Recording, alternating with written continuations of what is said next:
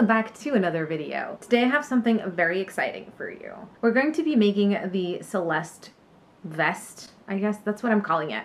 And this is obviously a bound / cosplay of Celeste from Animal Crossing at New Horizons. She is my favorite character. She's so cute and she spends all of her time stargazing, and I think she's just so cute and adorable, and so I wanted to make an outfit that kind of encapsulated her and was like heavily inspired by her. I want you to look at it and think Celeste, but I don't want it to be like an exact copy. Okay, so this is a bit of a different setup from what we usually do. I am currently at my in-laws in the north of Portugal, and today I went to the market. Yeah, I did get some yarn for this project. I want to make a sweater vest. I'm not sure if I'm going to make like a full sweater because I do have like sleeve syndrome. I love making a bodice for like a sweater bodice, and then I get bored making the sleeves. So I never end up like, either I don't make the sleeves or I make like one sleeve and then I don't make the other one, and it takes a million years. So I normally just make vests because I know I'll finish them.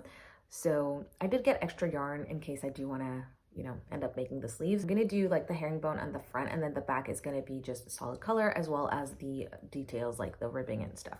So I got 2 pink for the herringbone, and I know this is too much, but I never know how to calculate like color work. So I always get a little bit extra, and then we can make do something cute, or we can save it for a different project. So I got 2 pink, and then I got 5 brown. So I got 5 brown, and again, probably too much. Okay, so I'm about to get started. I do have to go to lunch in like 20 minutes with my friends, but that's fine.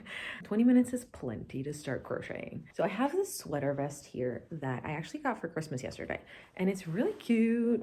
It's like kind of an oversized shape. And I think I'm gonna use it as a base for mine. I actually had this hook in my little like crochet travel bag. So this was a happy kind of coincidence.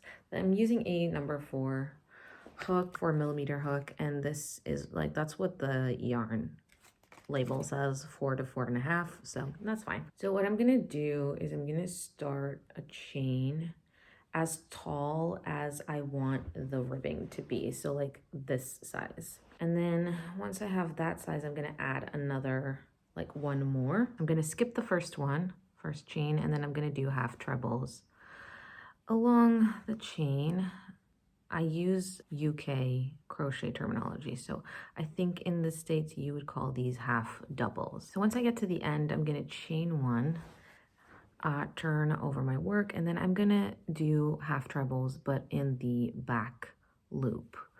And then basically that's what I'm gonna do, is just like back loop, half trebles all along, and then until I have the ribbing the size I want it to be. This is how far I've gotten. I've been doing this for 8 minutes. I'm gonna keep going. I started making it with that big oversized vest in mind, and I got about this far and I realized that I didn't like it. It's too big. So I'm gonna be frogging this, but I didn't feel like doing that yet. I am really enjoying working with this wool, which is nice. It has like a nice texture to it. So instead of frogging this and starting over with this ball, I just basically started a new one because that was easier for me. I started making a smaller version yesterday. You can see here, it's much smaller, it's about 10 centimeters less than the other one. And I am starting with the back because I want to know how many stitches I'm gonna be doing in my rows and how many rows I'm gonna be doing, so that I can design the herringbone design so that it's nice and even. So I finished my rib, and then I turned it on its side, and then I did a row of, I think in America you would call them single stitches, and in the UK they're like just doubles. My plan for this, when I frog it, is to just frog all the way back to when the rib is 37 centimeters, and then start my front from that, so I don't lose all of my work, just a lot of it. Here's the vest I'm now using as a template for my pattern. This is a very old wool sweater vest from Benetton, I believe, and it did have a bunch of moth holes, and I did fix all of that using some embroidery a few years ago. This vest is a little bit longer than I want my Celeste vest to be, so I am making sure that mine is a little bit shorter. I've already started shaping the arm side by this point, but what I do is I'll make it as long as I want it to. In this case, I measured how much I would take off of the purple vest for reference, and once I hit that length, I add stitch markers on each side. Then I'm going to line up the stitch markers to the lower point of the armhole where the shaping is starting, and then I'm going to decrease as needed in each row to achieve the same shape as on the vest that I'm using as template. The other thing I do is keep track of all of the decreases, rows, and stitches on a document on my phone. With the help of a row counting app, I write down how many rows until I reach a certain point for shaping, and then I start the counter from 0 so I can then know how many rows of that new shaping I'm going to have done at the end. I hope that makes sense, but at this point it's pretty much just writing down the amount of decreases on each row, and then I can compile that into a neater pattern later. And I'm not sure if I mentioned this already, but I am using just double crochet or single for the US viewers for the whole bodice. I like the look of this better than trebles for a bunch of different reasons. So I just keep crocheting a row and taking note of what I did, then putting the vest back against the template to see what needs to be done next, and then keep repeating those steps until the shaping of the arm side is done. And at this point, I'm adding a little stitch marker here to remind myself where the shaping ended, and then I will note that in my pattern document. Now that my shaping is done for the armholes, I'm going to keep doing normal rows with no decreases until I need to shape for the neckline. And here is a little peek at what that actually looks like. Once I got to the point where I wanted to start doing my neckline shaping, I added some stitch markers to the places I wanted the neckline to be at. And then I did some like strap looking rows, which are going to be my shoulder seams.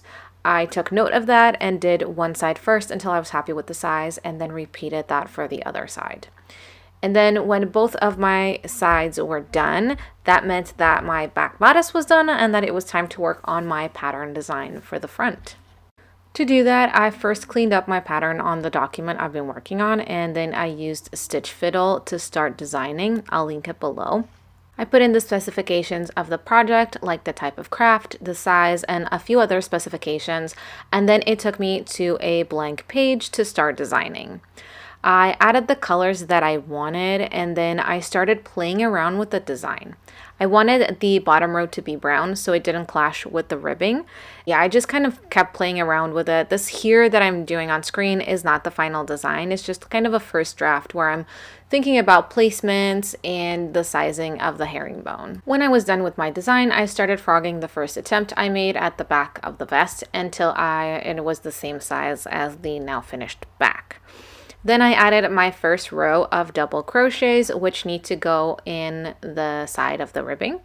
Depending on what effect you want, you'll want to do more or less stitches. So I wanted this to look pretty straight, but you could add more stitches if you wanted for the ribbing to look sort of tighter than the rest of the bodice, or to add like kind of a bit of a flounce or something. It's really up to you what you want the vest to look like if you're making one as well.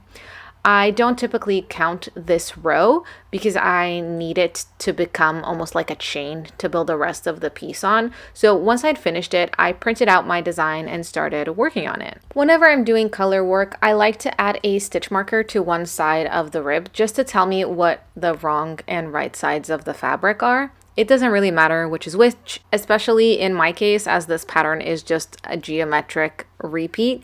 But it can matter for some more intricate designs, so it is important to do this. For this specific vest, I'm doing it more so that I know which side I want my yarn ends to be on, so that I can weave them in on the wrong side. As you saw, I also like to use a regular sewing pin to mark where I am on the page, as I'm going to be alternating which side I start my row on, as we all do with flat crochet like this. The pin also helps me know which direction I'm going on the pattern. Again, for this specific vest, it's not that big of a deal since it's geometrical, but it can matter with directional designs. To do my color work, I typically clip my yarn, leaving a little bit of a tail whenever I switch colors. I know some people weave the non-working yarn into their stitches, but I can often see the yarn in those cases, and I don't like the way that it looks, and I just don't really get along with that method. It is more time consuming to weave in all of my ends, but as long as I do it every few rows, it's not that bad, and I end up enjoying the end results much better than with the other methods I've tried. So it is worth it for me. The other thing that I do is when I switch colors, so when I'm doing my last stitch of a specific color, I don't do it all the way with the same color. As you can see in this clip, you can see that there's two like loops on my hook, and then so I do the last like pull through with a different color, and that just gives you a better finish with the color work. It just looks more neat. So yes, now it's a matter of just following my pattern and switching my pin over to the next row whenever I finish one.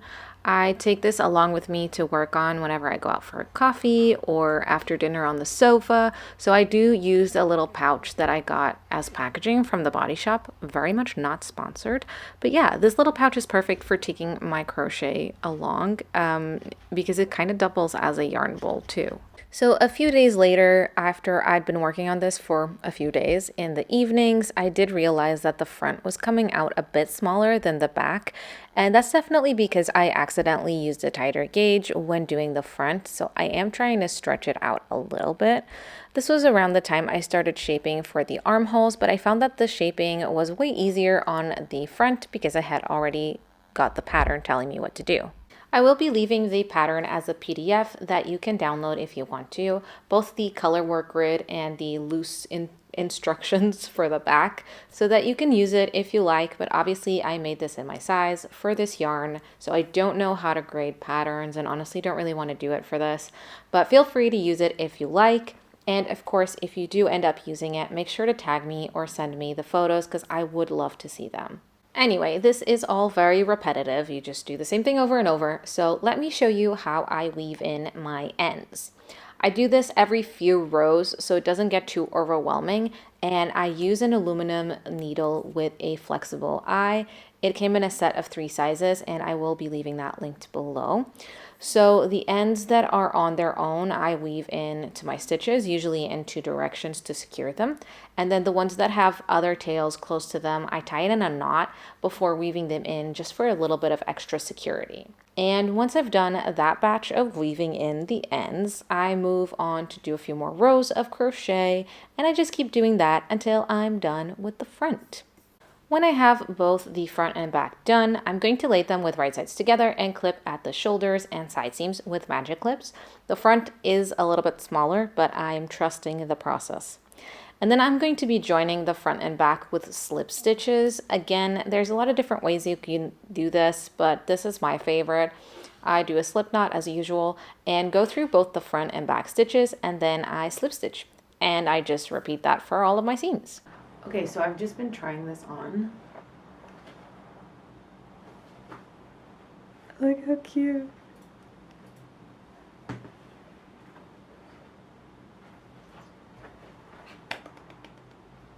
Yay.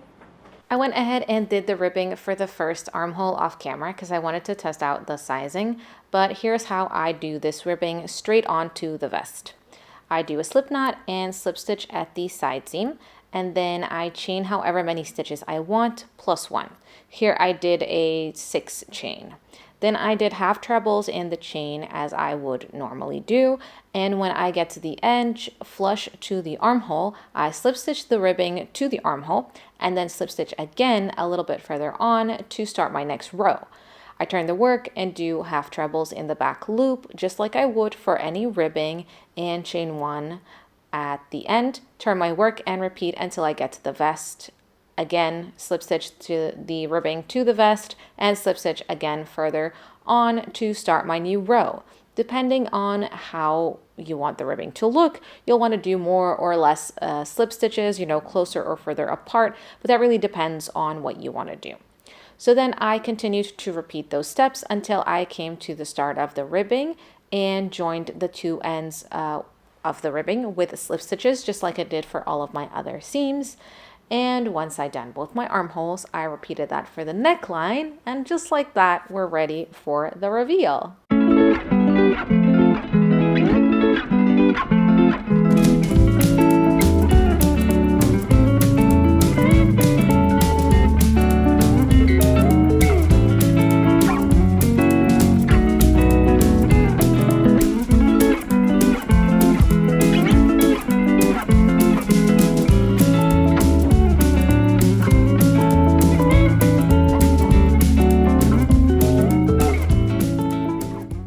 There we have it. That is my crochet vest for Celeste. It's exactly how I had pictured it in my mind, which is really exciting. Obviously, it has a few flaws.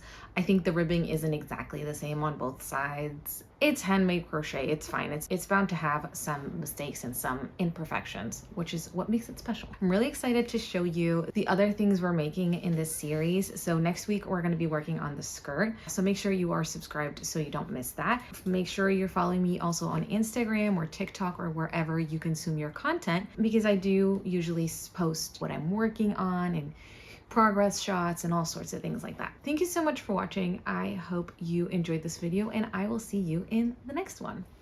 Bye!